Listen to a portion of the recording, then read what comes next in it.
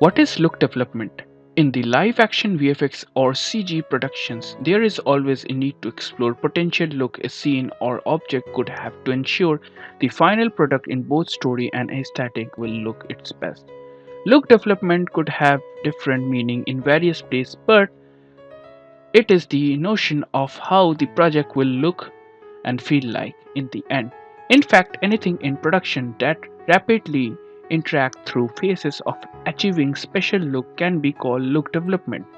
It could range from speeding painting ideas on paper all the way to rapid exploration of 3D models shading, which is more common known as look development, and lighting have direct relation to each other, helping to deliver mood and emotion to the audience. If either of them changes, it affects the look of the other one. Generally, during this stage, a sign or asset could go through many iterations, such as change in color, refraction, different lighting setups, so on and so forthly. Finally, it is the one's director hands to select a look among all the provided options. What is covered inside the look development? Let's consider two main look development phases, the 2D and the 3D, as they complement each other because each one is done easier in certain ways while serving different needs. During the 2D process, which takes place prior to the 3D one, it is important to experiment with different color shapes, atmosphere, and placement of light, searching for various moods that together can help telling a story. Nonetheless, one thing to keep in mind in short continuity while doing look development. Eventually, it defines how mood shift from one scene to another. A single shot or asset could end up having multiple painted versions, which is shown in the direction to the director so that he or she can better emphasize certain looks and then decide which way to go. The more the look development process, the more delay it can be get.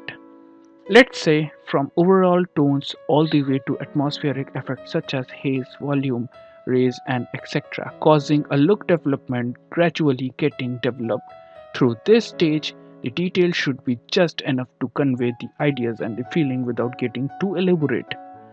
Moving to a 3D look development, it is commonly begun by experimenting with asset shading. This is where the different materials for different part of the object get constructed and evaluated under various lighting conditions. Thus, having real-world references is key in achieving plausible result. It can be images or actual footage of a certain material to be able to study in more detail, finding out its characteristics. There are many brief models out there. The popular one of those in CGFX distributes where does a nice job model specular tales happen on real world metallic material as an exclamation established shader setting for a metal material which is reflected describe its physical behavior not only requires it to have a proper brand model but also does it need to be lit under a decent environment to accurately get evaluated. Similarly, just like 2D workflow, the texture and the shader only need to have enough general details to illustrate the feeling. The idea is simply doing multiple iterations quick in order to explore different potentialities. Now, this can get extended to lighting to complement the look development process. The previous work both on 2D and 3D would get sent to lighting and according to that the couple of exploration and revision take place to visualize possibly mood and emotion through lighting. Words mentioned all this look development phase can go faster enough to have the development process getting circulated inside the team rapidly. When should somebody start a look development on a project? As soon as the director shares the thought and the concept act on the look of the project, be in the film or the game or the commercial, with them to the team look development department would get together to start brainstorming ideas how to achieve director's vision and be able to provide him her with early design as soon as possible. It is essentially to find the right plan with manageable team timeframes to assure every revision and update and can get delivered in time. Having said that, during early stage it is mainly the 2D team that is Unity 3D model and create and refers provide to be sent to the 3D team. Once provided with the 3D model, different shades variation gets created to be shown to the director. Likewise, the same process is valid for lighting. At first glance, it may seem like a sequentially process which is corrected for initial phases.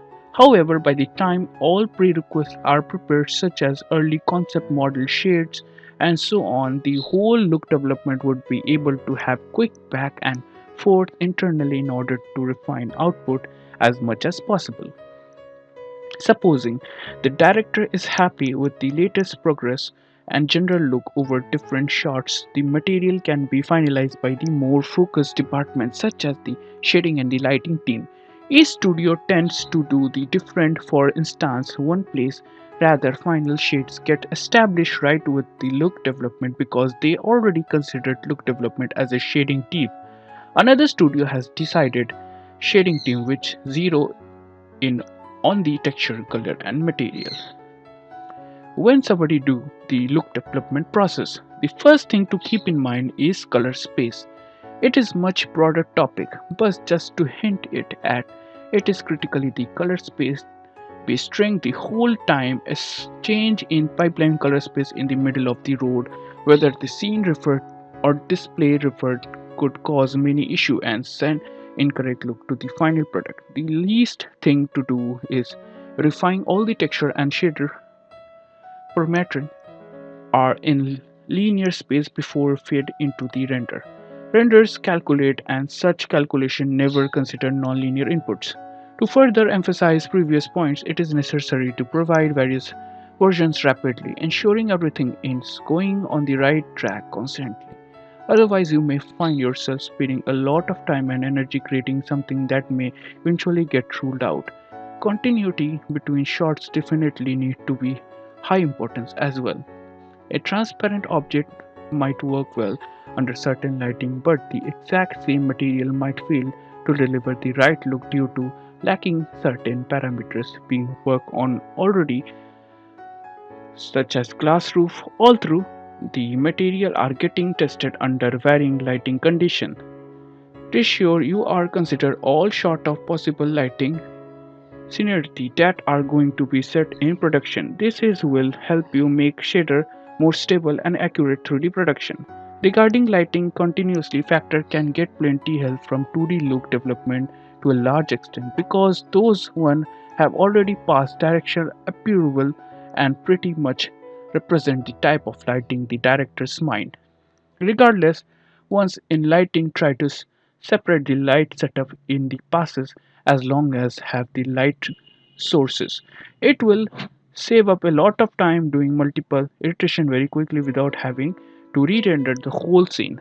Lastly, start simple and keep it simple as long as possible. No need to overcomplicate setups if you are able to get the desired look in simple ways. Of course, it varies from production to production. However, the aiming should be on getting desirable looks in shortest amount of time.